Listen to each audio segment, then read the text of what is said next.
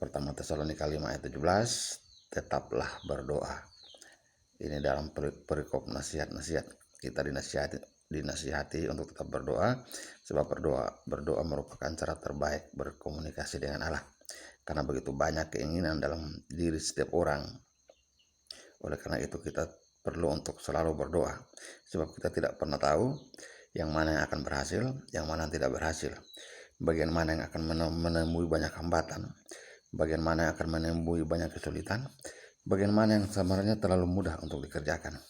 Sebab dengan berdoa, secara tidak kita sadari, kita terhubung dengan Tuhan, dan tentunya Tuhan akan mengarahkan saya dan saudara, sehingga kita akan berlaku hati-hati atau berlaku lebih bijaksana menghadapi setiap persoalan yang ada, dalam menghadapi setiap keinginan yang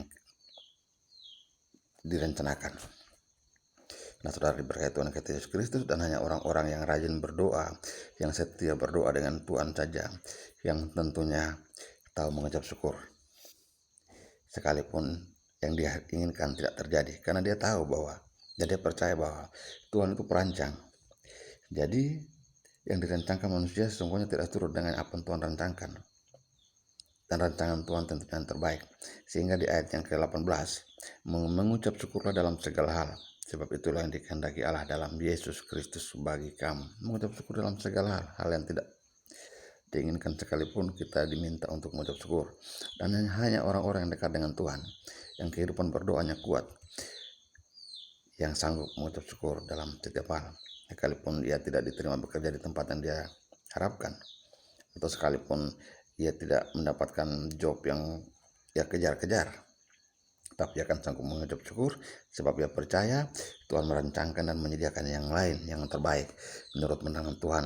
Dan tentunya Tuhan juga menyediakan orang-orang terbaik untuk menolongnya jika ia perlukan, dan Tuhan juga menyediakan dana yang cukup seandainya ia membutuhkan dana, dan segala sesuatu yang disediakan Tuhan akan tercapai, akan diperoleh tepat pada waktunya, sebab Tuhan itu perancang yang hebat, perancang yang ulung, yang kita tidak mengerti bagaimana Tuhan merancangkan setiap apa yang terbaik bagi kita, tapi yang tentunya akan kita peroleh pada waktu dan tempat terbaik yang Tuhan rancangkan. Dan itu tentunya akan membuat kita mengucap syukur, membuat kita sungguh senang, membuat kita bersuka cita, dan selebihnya orang lain akan melihat dan turut memuji memuliakan nama Tuhan. Nah, itu yang diinginkan Tuhan dalam bagi saya dan saudara.